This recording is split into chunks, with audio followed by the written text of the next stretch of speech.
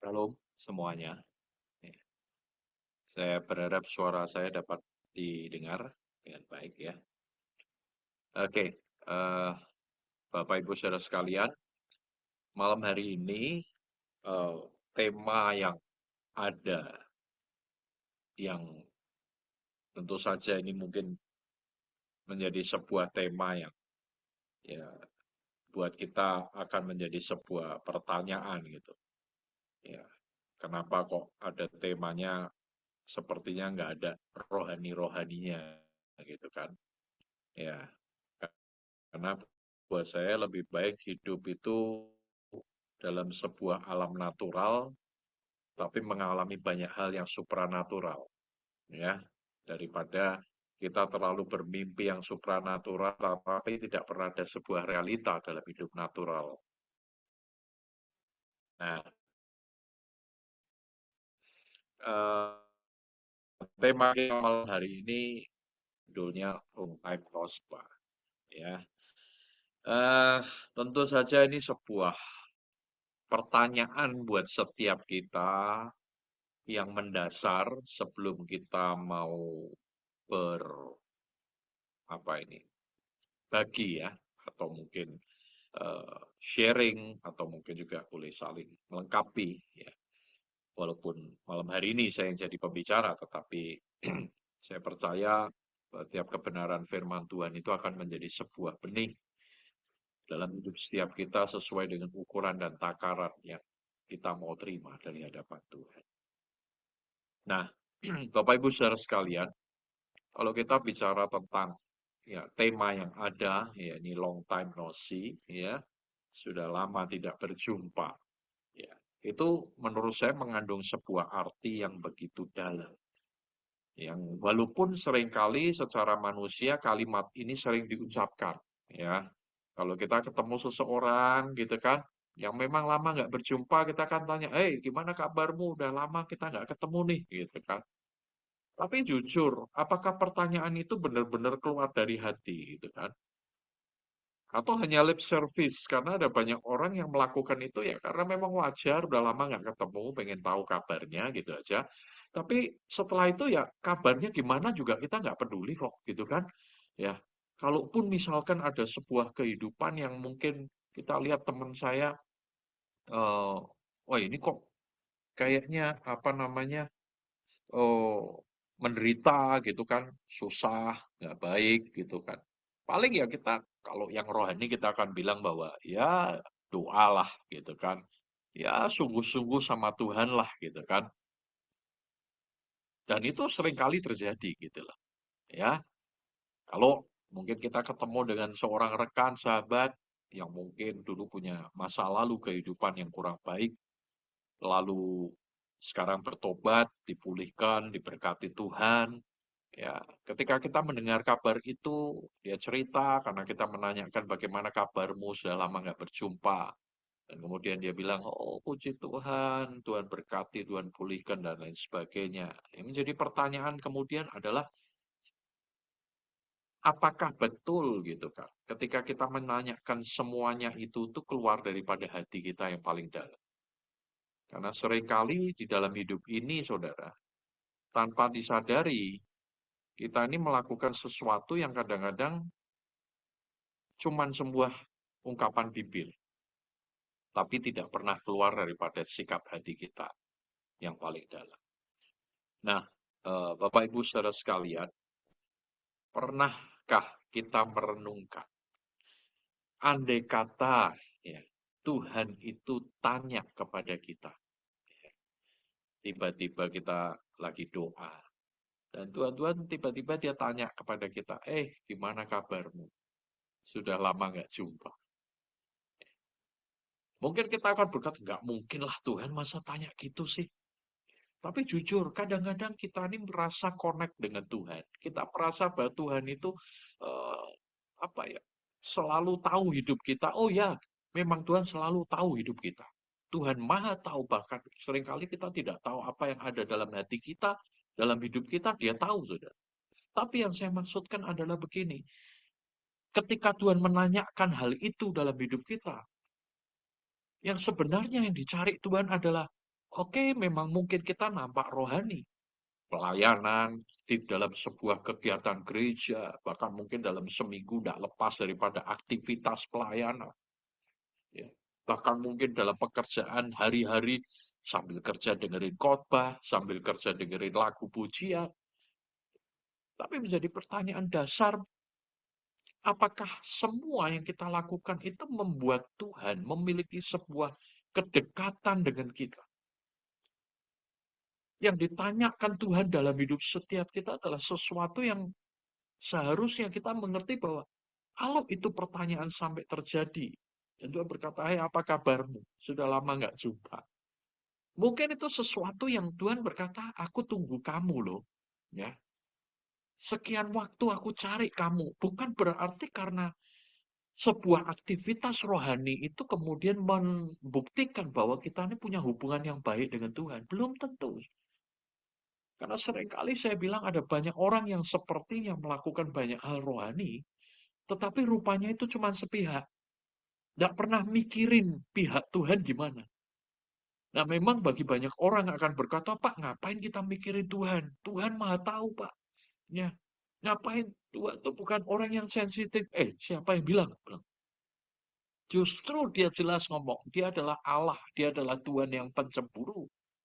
Artinya dia ketika menginginkan hidup seseorang, dia akan punya intervensi yang begitu kuat.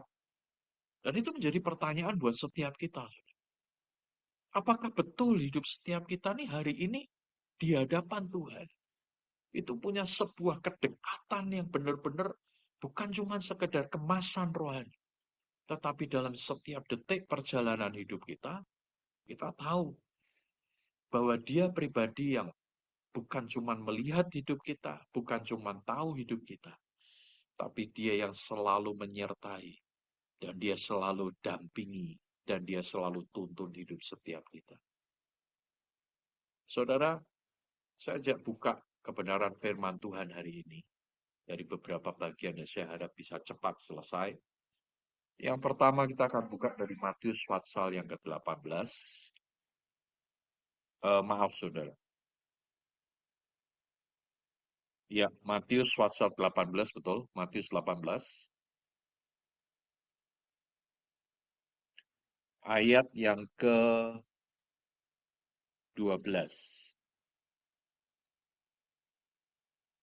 Matius 18 ayat yang ke-12.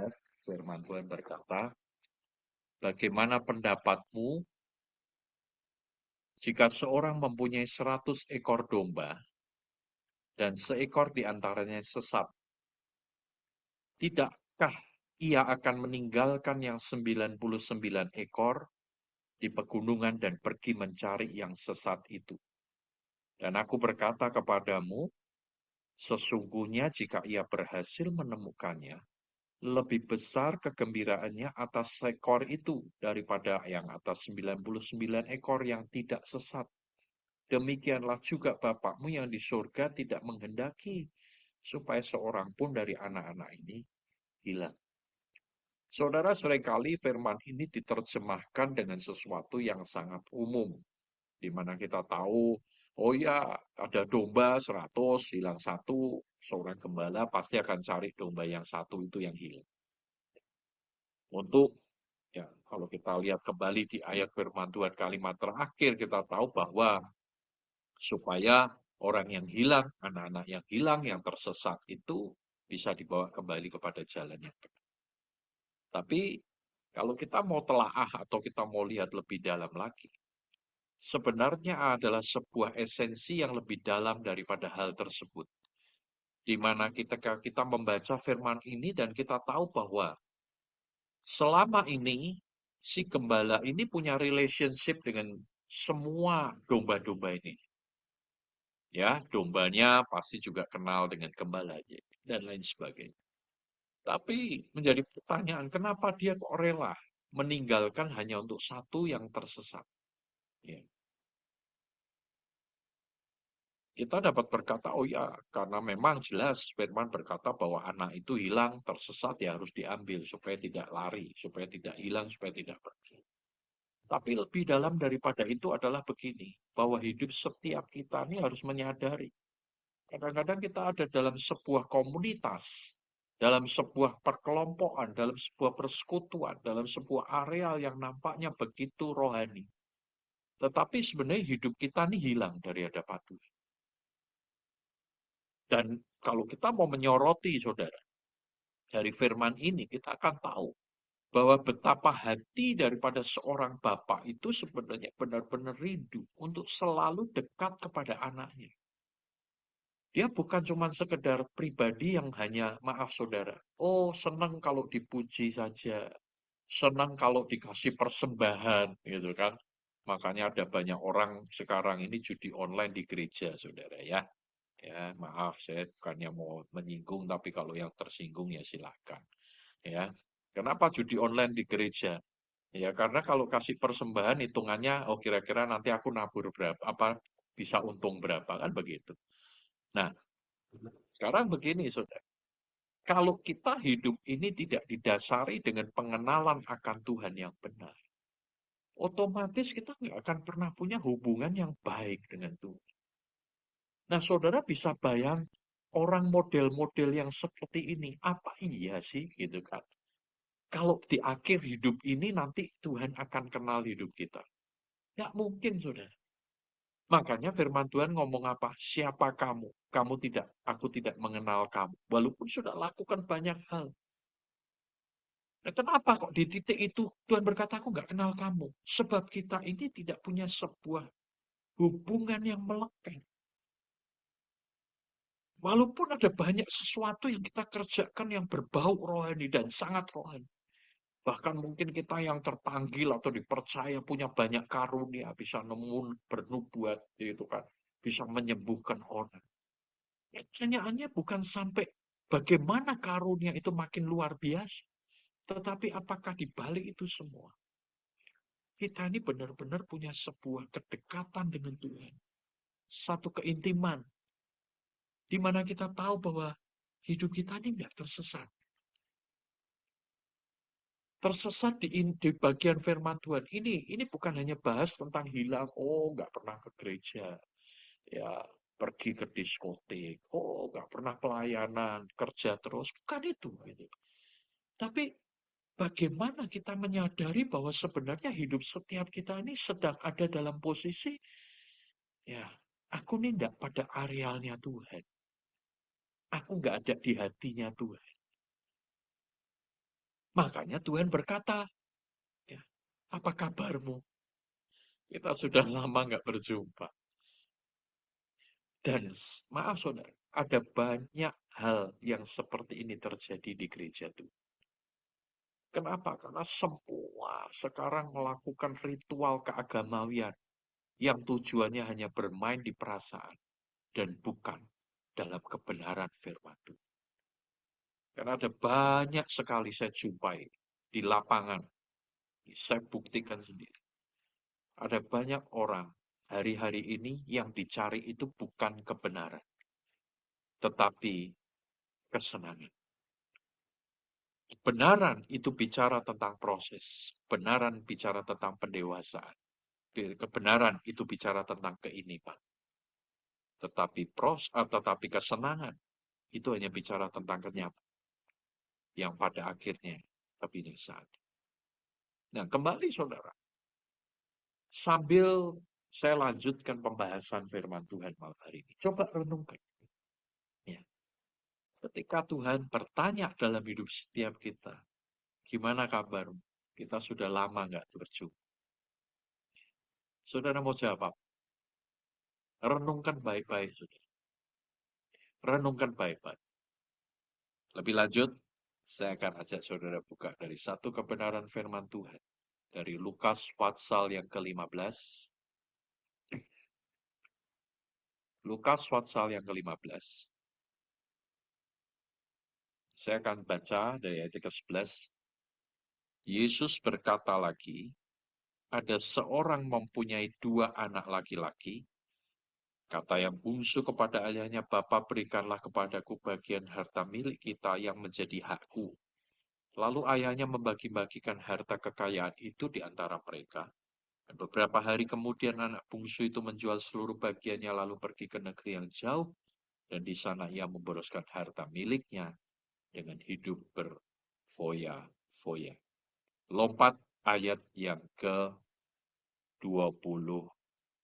Firman Tuhan berkata, maka bangkitlah ia dan pergi kepada bapaknya ketika ia masih jauh. Ayahnya telah melihatnya, lalu tergeraklah hatinya oleh belas kasihan. Ayahnya itu berlari mendapatkan dia, lalu merangkul dan mencium dia. Kata anak itu kepadanya, Bapa, aku telah berdosa terhadap surga dan terhadap Bapa. Aku tidak layak lagi disebutkan anak Bapa. Tapi ayah itu berkata kepada hamba-hambanya, lekaslah bawa kemari jubah yang terbaik. Pakaikanlah itu kepadanya, dan kenakanlah cincin pada jarinya, dan sepatu pada kakinya. Saudara, kita tahu ini bagian firman Tuhan, di mana jelas ini cerita tentang anak bungsu dan di mana ketika anak bungsu ini meminta harta warisan bagian yang belum pada waktunya dia pergi setelah itu meninggalkan keluarganya, meninggalkan ayah. Namun yang kita bahas bukan bagian itu. Saudara perhatikan kembali di ayat yang ke-20 firman Tuhan berkata, ketika anak ini sadar, dia melangkahkan kakinya untuk kembali. Dan ketika ia masih jauh, ayahnya telah melihatnya lalu tergeraklah hatinya oleh belas kasih. Saudara, seringkali kita tidak merasa bahwa kita tidak lagi punya kedekatan dengan Tuhan. Kita tidak lagi punya keintiman dengan Tuhan. Tapi ketahuilah, saudara, walaupun sebenarnya ketika kita mungkin malam hari ini menyadari, oh ya, memang posisiku ini sebenarnya secara kehidupan rohaniku ini nggak benar-benar sungguh-sungguh di hadapan Tuhan. Saudara memiliki sebuah inisiatif di hadapan Tuhan ya, untuk kembali meraih akan apa yang Tuhan inginkan. Ya. Dari situ sebenarnya ada sebuah hal yang luar biasa di mana kita tahu bahwa Bapak itu selalu menantikan anaknya untuk dekat dengan dia. Firman ini jelas berkata apa? Ketika dia melihat anaknya masih jauh pun sudah bergerak, ya kan? Ayahnya telah melihatnya, lalu tergeraklah hatinya. Hati Tuhan buat hidup setiap kita. Itu bukanlah seperti seorang bapak duniawi pada umumnya. Dia itu maha luar biasa, sudah.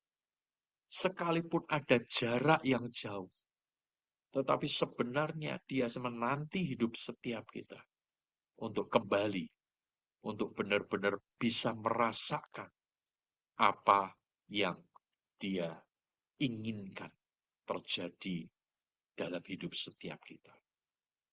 Bukankah sebenarnya hal-hal ini membuat kita harus tahu ya Tuhan, saudara, bahwa bagaimanapun akhir hidup setiap kita itu akan kembali kepada Dia. Saudara, kita mesti sadar, hidup kita yang kita jalani di dunia semuanya ini hanya sementara. Kesuksesan pekerjaan, kesuksesan pelayan, keberhasilan apapun yang kita raih, semuanya itu tidak akan pernah ada artinya kalau kita nggak benar-benar kenal Tuhan kita. Dan Tuhan kenal hidup setiap kita. Pastikan, saudara, bahwa Dia mengenal hidup setiap kita. Dan Dia benar-benar memiliki hati yang dekat dengan hidup setiap kita. Nah, memang hari-hari ini saya jumpai, saudara, ada banyak orang itu yang mengalami kekeringan dalam kehidupan kerohanian. Walaupun tidak tampak, ya, tapi rupanya, ya, sesungguhnya yang terjadi dalam hidup orang tersebut ada sesuatu yang hilang. Ya, pelayanan bisa jalan terus, saudara. Ya, pekerjaan mungkin juga tidak ada gangguan. Ya, keluarga juga baik-baik. Tapi Ada beberapa orang, bahkan sebagian besar yang saya jumpai, sempat ngobrol. Mereka cuma bilang satu, Pak, aku pengen kembali ngalami kasih Tuhan. Aku pengen ngalami yang namanya cinta akan Tuhan itu. Pengenalan akan Tuhan yang mungkin itu sudah hilang dari hidup. Sudah bayangin, ada seorang hamba Tuhan. Ya, dia dipakai Tuhan dengan begitu luar biasa dalam perjalanan kehidupan. Tapi menjelang akhir hidupnya, beberapa bulan sebelum dia pulang ke surga, Tuhan bilang ke dia, nah, siapkan hidup. Lalu dia mulai gumulkan hal itu. Karena dia pikir selama ini aku tidak pelayan, udah lakukan semua. Dan keberhasilan demi keberhasilan itu terjadi. Lalu dia mulai bertanya, Tuhan, bukankah kau melihat hidupku ini siap di hadapan? Lalu dalam diskusinya dia dengan Tuhan, dalam doa itu, Tuhan John bilang begini, kamu anggap memang aku lihat kamu siap. Tetapi sesungguhnya dari penilaianku, kamu tidak siap. Sebab sebenarnya hubungan yang selama ini aku miliki dengan engkau, itu tidak baik-baik saja. Saudara, hari itu dia mengambil sebuah keputusan untuk dia mengambil sabat dengan semua pelayanan yang ada. Dan dia berkata, Tuhan, lebih baik aku berhenti dari semuanya ini. Tetapi aku dikenal oleh Engkau. Dan aku memiliki hidup yang berkenan kepada-Mu. Puji Tuhan, saudara. Pada akhirnya dia mengalami pemulihan dengan Tuhan. Dan di akhir hidupnya, sebelum di hari kematian, pagi itu dia bilang ke istrinya, dia bilang ke keluarganya, sepertinya ini hari di mana Tuhan jemput hidup. Dan dia tahu benar bahwa memang Tuhan lakukan itu. Hari itu dia pulang ke surga. Nah, saudara, jadi pertanyaan buat setiap kita kembali malam hari ini.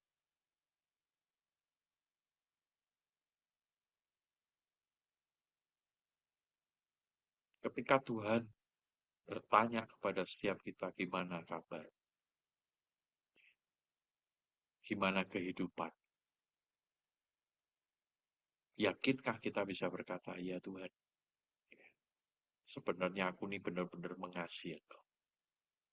Atau kita justru berkata, iya kayaknya aku selama ini sudah tidak ada lagi di hadapan Tuhan dengan layak. Malam hari ini, saudara, saya akan tutup dengan satu bagian firman Tuhan. Di mana di bagian firman Tuhan ini ada banyak daripada kita yang mungkin sudah paham, sudah tahu.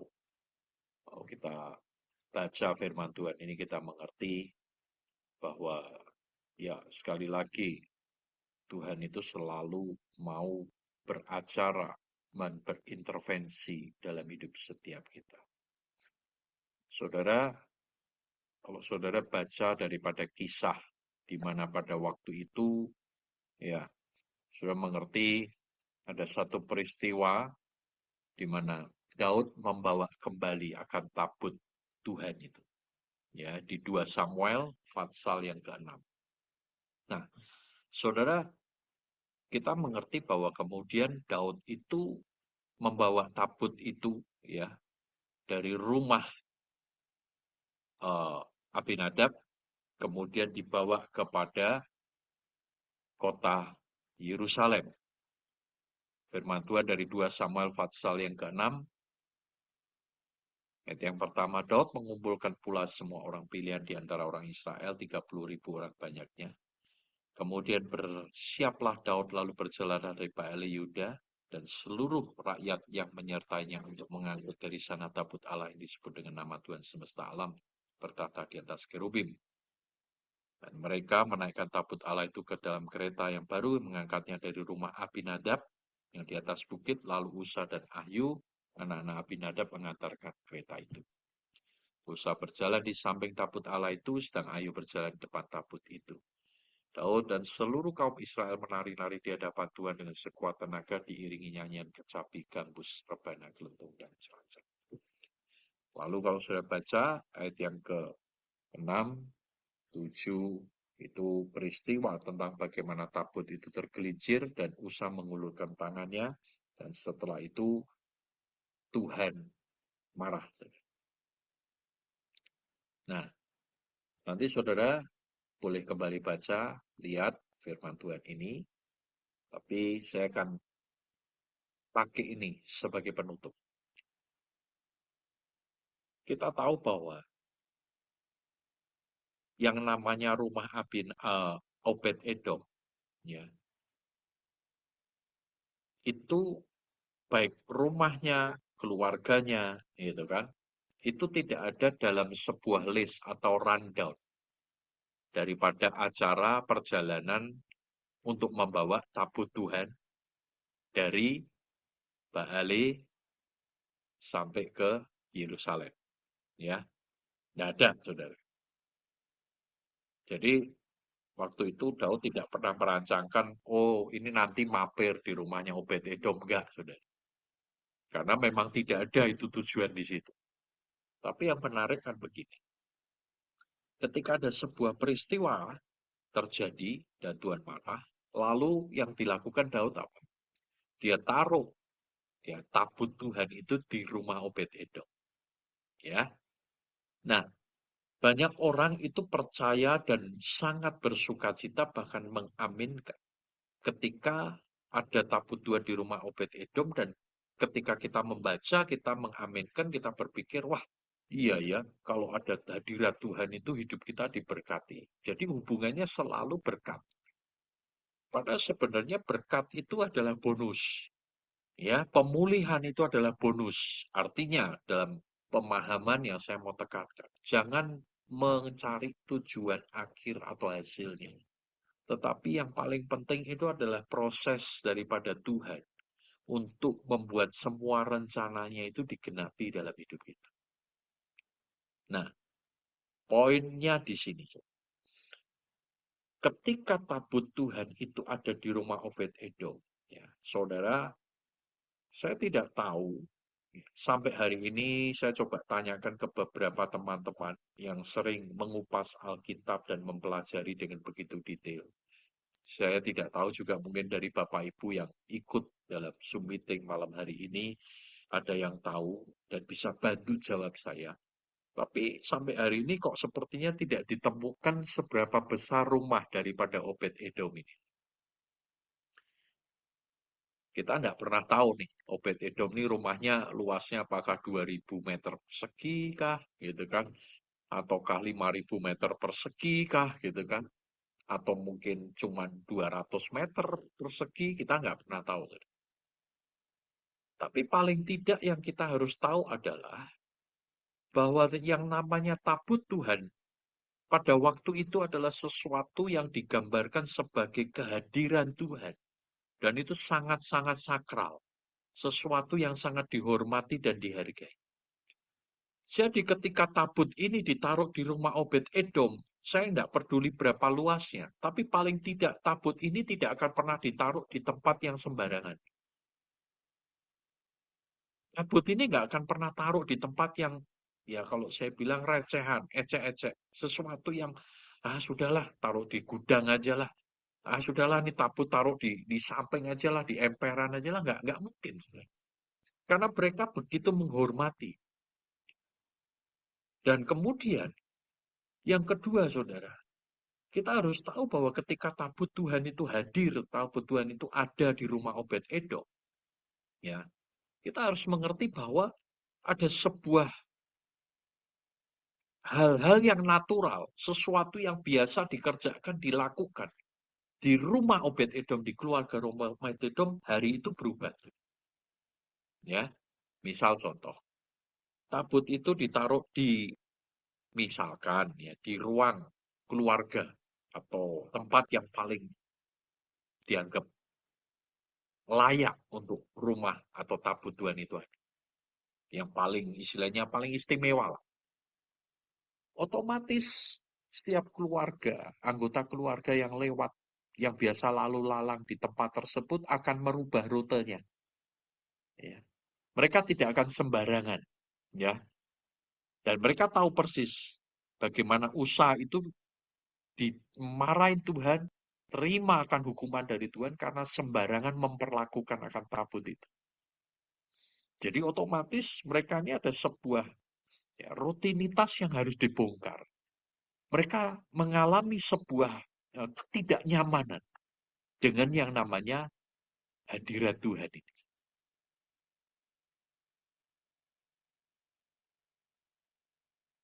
Tapi kita tahu bahwa dari pengorbanan daripada keluarga ini, kemudian Tuhan melakukan segala hal, restorasi, pemulihan, berkat dan semua yang terbaik atas keluarga ini. Sebab keluarga ini memiliki tempat di mana Tuhan bertahta. Dalam hidup setiap kita hari ini, kita tidak perlu beli tabut. Ya, saudara tidak perlu beli ke toko buku atau apa, cari tabut akrilik gitu kan. Ya, terus kemudian taruh di rumah. Terus kita berkata, wah ini sakral, ini kudus. Nah, sebenarnya yang Tuhan mau taruh tabut, yang Tuhan mau taruh hadiratnya, itu adalah di baitnya yang kudus. Yaitu di mana? Hidup kita.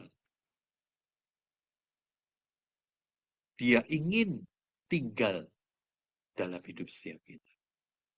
Dia ingin ada dalam hidup kita.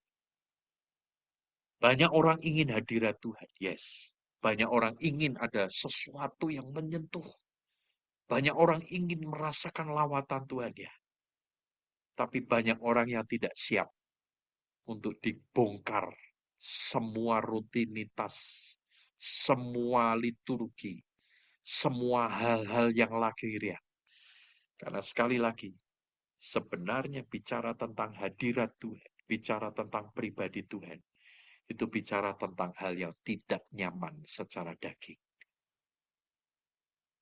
Tapi ketahuilah, ketika dia mengenal hidup setiap kita, dan dia ada dalam hidup kita, maka saudara dan saya akan buktikan bahwa akhir hidup setiap kita, dia akan sambut kita. Dia berkata, hai hambaku yang benar dan setia. Saudara, saya nggak akan panjangkan firman Tuhan. Tapi kembali mari masing-masing renungkan kembali kebenaran firman Tuhan. Karena bagaimanapun, biarkan tidak pernah ada satupun daripada kita yang kemudian Tuhan datang dalam hidup kita di kemudian hari nanti dan dia berkata, hei, apa kabar? Kita sudah lama tidak berjumpa. Saudara, pastikan setiap hari, setiap waktu, Tuhan selalu nyata dan tahu hidup setiap kita. Dan dia mengenal dengan pasti hidup setiap kita. Mari kita bersyukur kepada Tuhan.